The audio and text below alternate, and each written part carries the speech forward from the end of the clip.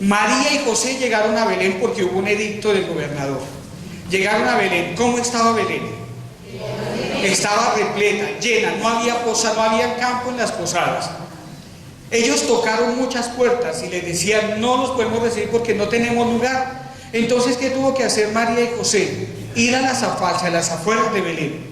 Entonces, fíjense que la primera Navidad, el niño Dios no nació en Belén, sino nació a las afueras de Belén. ¿Por qué? Porque no había espacio. Entonces, en este paso, María, la María entrega absoluta, me pide, Señor, en este caminar de la Virgen María, que yo entregue absolutamente todo, que no quede ningún obstáculo en mi corazón que le reste espacio ¿a quién? A Dios, ¿cierto? Si Leticia hoy le hubiera avisado a todo el mundo que hoy se iba a aparecer la Virgen María acá, ¿cómo estaría este sitio? A reventar, ¿cierto? ¿Y por dónde entraría la Virgen si esto está repleto? ¿Sí se fijan? Entonces, ¿qué necesita Dios para estar en nuestro corazón? Que yo le entregue absolutamente todo lo que yo soy. Mi voluntad, mi libertad, mi alma, mi cuerpo, mis sentidos, mis instintos, todo, y todo es todo. Y aquí vamos a hablar de algo maravilloso que se llama la virginidad. Estos tres pasos, María la pobre de Dios, María la esclava de Dios y María entrega absoluta, me llevan a mí o me invitan a mí a ser virgen. ¿Y qué es ser virgen en Dios? Ser virgen en Dios es ser, escúchenlo bien, es ser limpio y libre de todo lo que no es de Dios. ¿Para qué? Para que Dios pueda estar en mí. Si nosotros no somos vírgenes, Dios no puede estar en nosotros. Una muchacha una vez me decía: padre, pero yo ya no puedo. Y la gente tiene el concepto de la virginidad corporal. Si yo soy virgen en mi corazón, también voy a ser virgen en mi cuerpo. Y ustedes, aunque ya hayan tenido relaciones sexuales por su matrimonio o en fin, por lo que haya sido, podemos recuperar esa virginidad. ¿Y cómo la podemos recuperar? Viviendo estos tres pasos: María la pobre de Dios, María la esclava de Dios y María entrega absoluta. Aquí podría ser Cristian, y perdonen que tome su nombre porque es el único que me sé de acá. Cristian el pobre de Dios, Cristian el esclavo de Dios y Cristian entrega absoluta a Dios. Si usted vive esos pasos y todos nosotros lo vivimos como el Señor nos lo pide, vamos a empezar a recuperar la virginidad como requisito único y indispensable para que Dios esté acá. Y lo podemos lograr. ¿Cómo? Siguiendo la vida de la Virgen María. María entrega absoluta a Dios. Ella hace el vacío para que ese vacío lo llene Dios. Por eso, ustedes, querida comunidad de los esclavos de la Virgen María, nosotros, todos los que estamos acá, si queremos acertar en el plan de Dios, nosotros debemos desaparecer. Mientras que yo aparezca, mientras que yo imponga lo que yo soy o lo que yo creo, Dios no se aparecerá por ahí. Entonces, por eso, ¿qué es lo que Dios nos pide? Nuestra nada, nuestro vacío, para que Él pueda llenar ese vacío. Ese vacío, ¿cuál vacío? El vacío de nuestro corazón. Porque de lo contrario, siempre estará nuestro yo imponiendo cosas que no son. ¿Sí lo entienden? Entonces, ¿qué necesita Dios para que pueda actuar en nosotros? Nuestro vacío, nuestra nada. Dios siempre es el único que puede crear de la nada, es Dios. Nosotros no. Bueno, pongámonos de pie. Cantad María, cantad en su honor, tejedle guirnaldas, guirnaldas de amor. Ave, ave,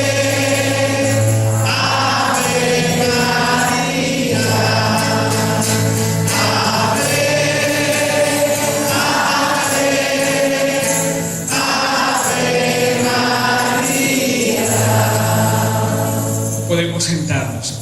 Con estos 3 pasos ya hemos terminado la primera parte. ¿Cómo se llama la primera parte? Recibir a Jesucristo.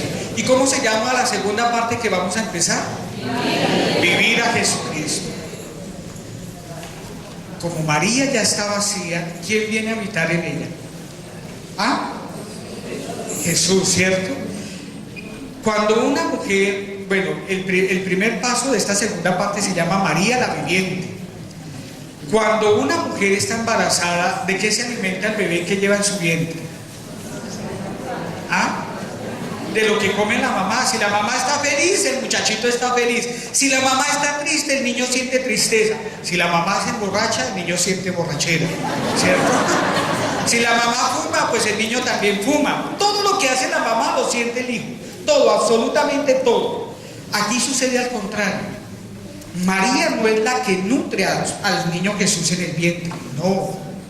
Es el niño Dios que ya está en su vientre el que empieza a nutrir la vida de María y la nutre de Dios. Si nosotros de verdad somos hijos de Dios y queremos ser hijos de Dios y vivir como hijos de Dios, nos debemos nutrir de las cosas de Dios.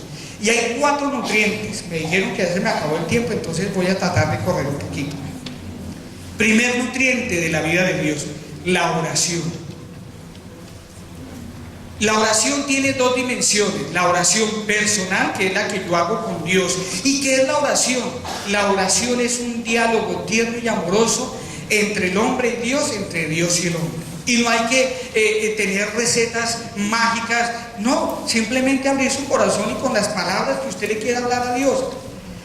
Cuando a mí me mandaron a Francia, ya siendo mayor de 40 años, para mí fue terrible aprender ese idioma tan bonito, ¿no? Porque es un idioma muy bonito, lo dicen que es el idioma del amor, pero qué cosa tan complicada. Y ahí empecé a comprender el dicho que dicen que el loro viejo no aprende a hablar.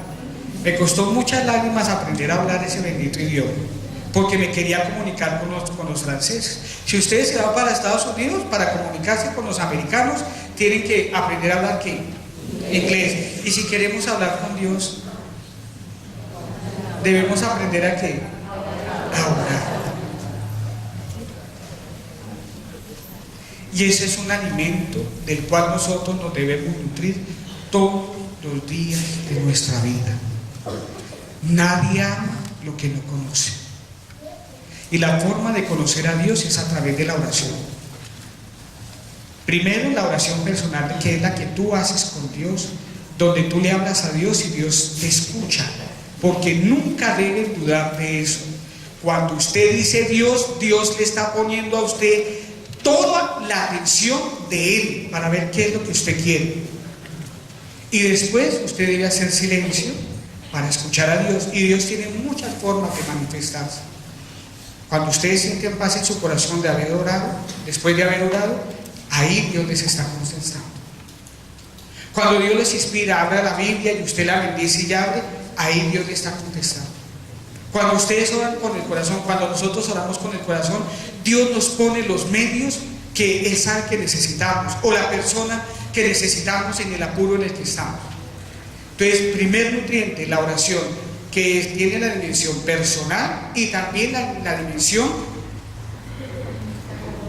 comunitaria. Esto que estamos haciendo hoy nos reunimos ¿a qué? A orar, en honor a quien, a la Virgen María. Cuando nosotros nos reunimos a la Santa Eucaristía, es una oración comunitaria. Cuando usted se reúne con su familia a orar, a rezar el rosario, es una oración comunitaria, donde cada uno de nosotros damos de lo que hemos recibido, porque nadie da de lo que no tiene. Entonces, la oración, primer nutriente, la oración. Segundo nutriente, los sacramentos, la vida de los sacramentos, especialmente 2 sacramentos, la Eucaristía y la confesión. ¿Cuánto hace que no se confiesan? No vayan a levantar la mano. ¿Y por qué no se confiesan? Hay 2 motivos por los cuales la gente no se confiesa. Primero, porque le tiene miedo reconocer sus errores, su desamor, sus caídas. No quiere tapar esa parte de su vida. O segunda cosa por la cual la gente no se confiesa, porque le fascina su pecado, le enloquece su pecado lo narcotiza. ¿cierto? Yo no puedo comer chicharrones. A mí me encanta el cerdo. El cuerito del cerdo me fascina. Pero el médico me dijo una vez: si, José Manuel, si usted come cerdo, el cuerito del cerdo, crocante y todo lo como sea, usted se muere. Entonces, cuando me invitan a esas cenas, a veces, y hay cuerito de cerdo, ustedes se imaginan lo que paso, y yo no me lo como no porque no quiera, sino porque sé que no puedo, ¿cierto? Y así nos pasa a nosotros con el pecado. Sabemos que no podemos, pero como nos encanta, entonces, eso mañana me confieso. ¿Cómo es que dice? Mi mamá tiene un dicho, dice: peco, rezo y empato, ¿cierto? Entonces no. Entonces, ¿qué es el pecado? Miren que el pecado es lo único que a nosotros nos aparta de Dios. ¿Y qué es el pecado? Es una manifestación de desamor. ¿A quién? A Dios y a mí mismo. Entonces, yo duré, por ejemplo, 14 años de mi vida donde no me confesé. Estudié, yo sé que aquí hay un padre también.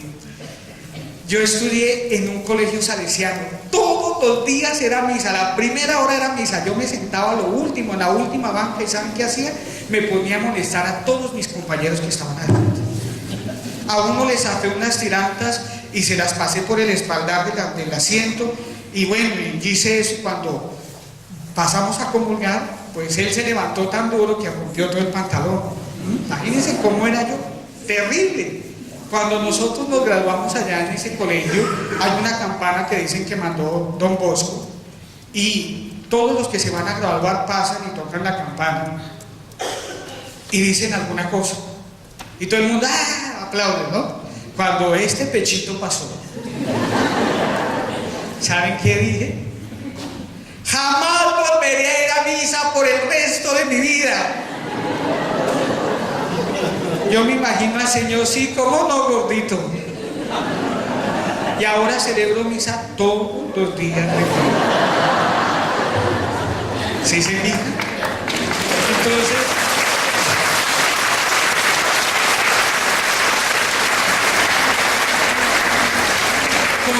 los sacramentos son muy importantes en nuestra vida, especialmente la confesión y la Eucaristía. ¿Por qué? Porque son los dos sacramentos de los cuales yo me puedo alimentar todos los días si es necesario. Y en la medida en que nosotros nos alimentamos de Dios, pues estamos viviendo la vida que Dios quiere para nosotros. Tercer nutriente, la palabra. Nadie ama lo que no conoce. Cuando Cristian, y vuelvo a tomar su nombre, cuando Cristian conoció a su esposa, ¿cómo se llama? Astrid. Yo me imagino que él fue el que le echó el ojo a Astrid. Y entonces empezó a averiguar dónde vivía, dónde estudiaba, qué le gustaba. Todo eso lo hizo él, ¿por qué? Porque quería conocer a Astrid, y finalmente, conociéndola a ella, le propuso matrimonio, ¿cierto? ¿Cómo hacemos nosotros para amar a una persona? Conociéndola tal y cual como es esa persona.